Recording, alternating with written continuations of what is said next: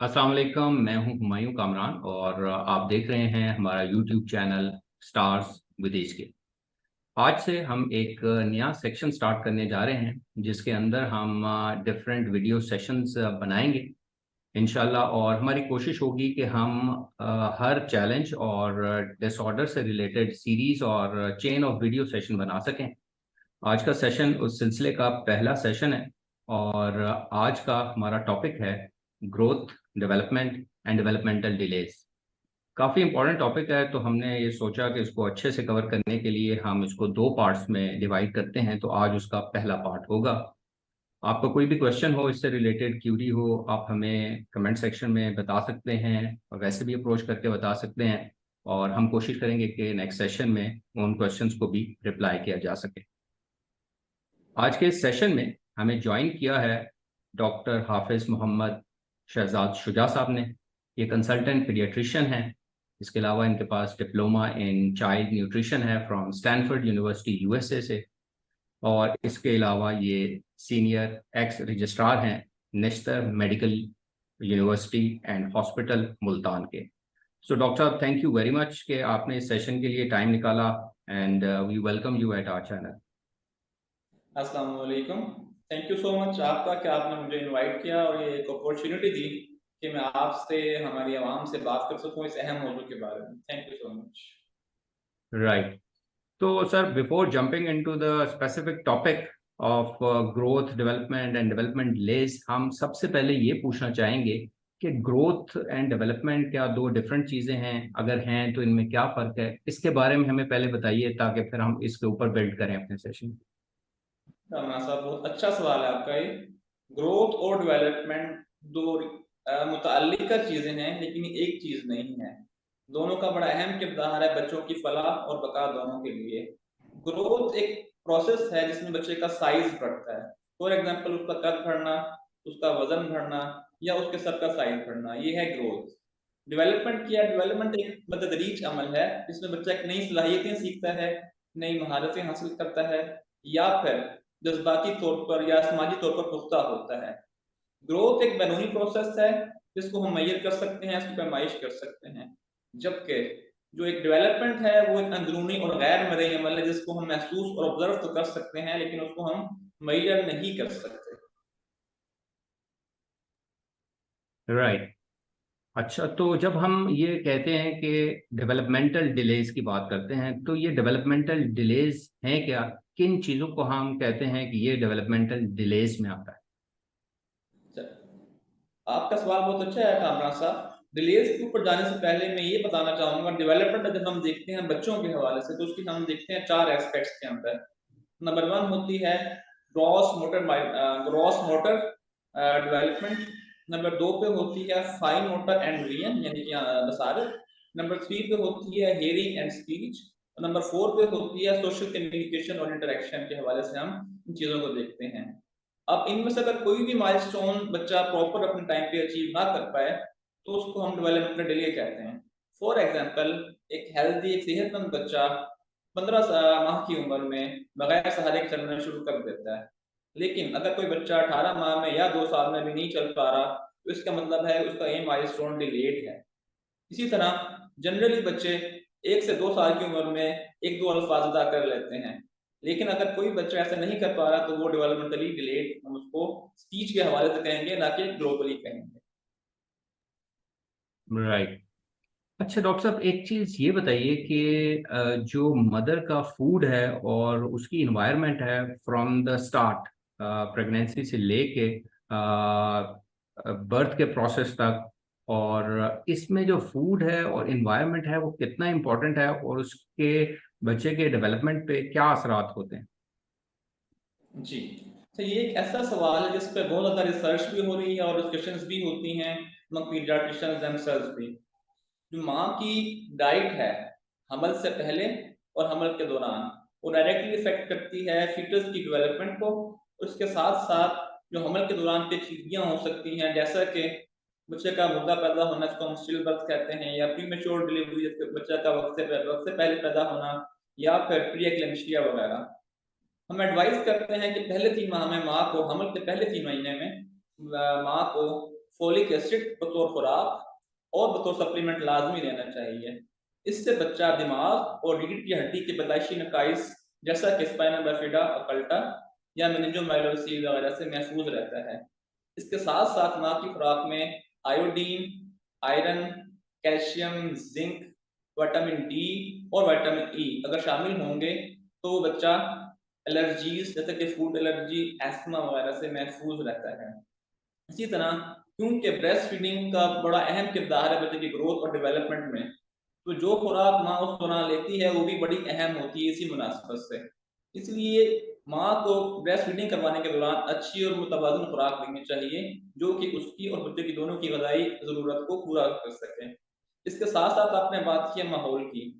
माँ को अगर कोई इन्फेक्शन है या कोई जहनी दबाव है या कोई इन्वायरमेंटल टॉक्सिन्स का एक्सपोजर है, इसका भी डायरेक्टली इफेक्ट होता है बच्चे की डेवलपमेंट के ऊपर और इसके साथ साथ माँ की सेहत और बच्चे की सेहत दोनों के ऊपर इसका इफेक्ट होता है। ओके। अच्छा डॉक्टर साहब, ये बताइए कि हम ये सुनते आ रहे हैं कि फर्स्ट 1000 डेज, जो पहले 1000 दिन हैं, वो बड़े इंपॉर्टेंट हैं। तो ये 1000 दिन कहाँ से स्टार्ट होते हैं और ये क्यों इंपॉर्टेंट हैं और इसमें किन चीज़ों का ख्याल रखना चाहिए, इसके बारे में अगर थोड़ा रोशनी डाल सकें इस पर। जी जी, बड़ा अच्छा सवाल है आपका। पहले 1000 दिन शुरू होते हैं हमल के होने से लेकर बच्चे की पैदाइश के बाद 2 साल तक, यानी हमल से लेकर पहले 2 साल तक का दौरानिया पहले 1000 दिन में शामिल होता है और ये इंतहाई अहम दौरानिया है बच्चे को इन्फेक्शन और मुख्तलिफ बीमारियों से बचाने के लिए और साथ में उसकी डेवलपमेंट में अहम किरदार अदा करने के लिए। इसमें सबसे अहम काम जो वालिदैन कर सकते हैं वो है माँ की खुराक। जो हम ऑलरेडी डिस्कस कर चुके हैं कि माँ की खुराक कितनी अहम है हमल से पहले, हमल के दौरान और इवन बच्चे की पैदाइश के बाद जबकि ब्रेस्ट फीडिंग करवाई जा रही है बच्चे को। नंबर 1 किरदार तो इसमें माँ को दी जाने वाली खुराक का है। नंबर 2 पे हमें बच्चे को एक महफूज और मुहर्रिक माहौल देना है। ऐसा माहौल जिसमें उसके जो स्टिमुलाई हैं ऐसे दिए जाएं कि वो उनको रिस्पॉन्ड कर सके। क्योंकि पहले 2 साल में जो हमारा दिमाग है, इंसानी दिमाग इंतहाई प्लास्टिक और मुवाफ़क़त से भरपूर होता है, जो कि इर्द-गिर्द के स्टिमुलाई को बहुत अच्छा रिस्पॉन्स देता है। तो हमें ऐसा माहौल देना है जो कि इसको बच्चा अच्छा पिक करे, महफूज़ महसूस करे खुद को और जब वो अच्छा महसूस करेगा तो उसके एतमाद में इज़ाफ़ा होगा और उसकी नशो-नुमा भी बेहतर होगी। तीसरी चीज़ जो वालिदैन और हम बतौर डॉक्टर कर सकते हैं वो ये है कि बच्चे की बुनियादी ज़रूरियात जैसे कि उसकी खुराक, उसके कपड़े, उसकी सेहत और उसकी मौसमों से बचाने के साथ-साथ उसकी नर्चरिंग एनवायरनमेंट उसको दिया जाए। नर्चरिंग एनवायरनमेंट से क्या मुराद है? ऐसा माहौल जिसमें उसको बेहतर निगहदाश्त की जाए, उसको मुस्बत रहनुमाई फ़राहम की जाए, उसको सीखने के अदली यानी कि जल्दी मौके दिए जाएँ। इससे क्या होगा बच्चे के एतमाद में इज़ाफ़ा होगा, उसके दिमाग की डेवलपमेंट बेहतर होगी और उसके साथ-साथ उसके सीखने की सलाहियत में भी इज़ाफ़ा होगा। राइट। डॉक्टर साहब, आपने काफ़ी अच्छे तरीके से और डिटेल से एक्सप्लेन किया।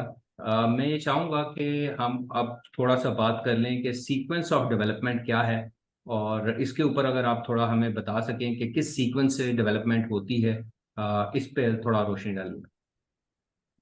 जी।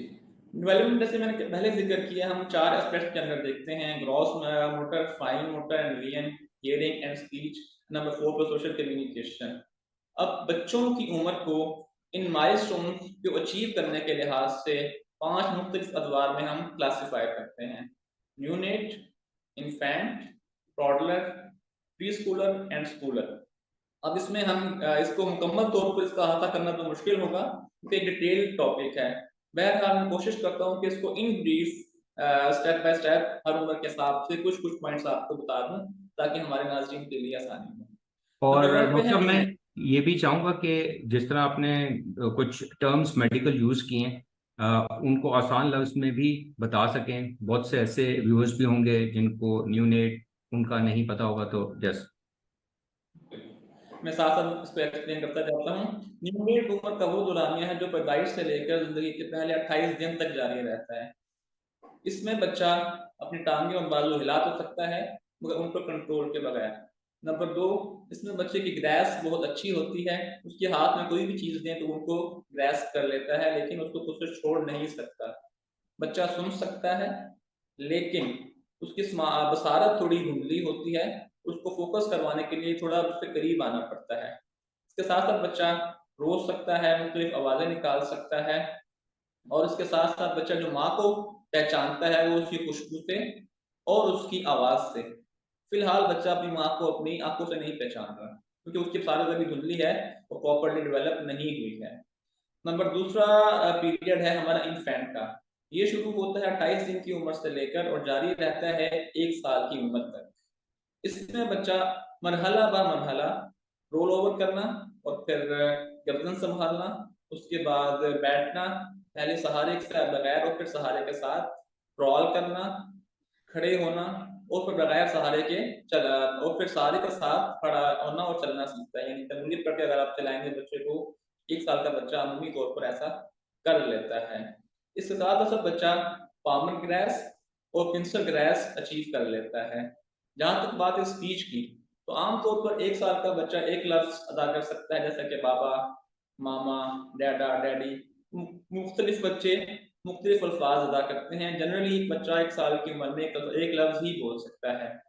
इसके साथ साथ सोशली बच्चा अपनी माँ को पहचानता है, सोशल स्माइल उसकी डेवलप अच्छी तरह हो जाती है। उसके साथ साथ वो प्रेफरेंस देता है अपने घर वालों को, और उसको अजनबियों से एंग्जाइटी होती है 1 साल की उम्र तक। नंबर 3 पे है हमारा एज ग्रुप टॉडलर्स का। टॉडलर का ग्रुप जारी रहता है 1 साल से लेकर 3 साल की उम्र तक। इसमें बच्चा मरहला ब मरहला पहले चलना सीखना शुरू करता है बगैर सहारे के, फिर दौड़ना, फिर सीढ़ियाँ चढ़ना, पहले दोनों स्टेप, उसके साथ फिर स्टेप बाय स्टेप, और फिर क्लाइंब करना, और उसके बाद जंप करना सीखता है।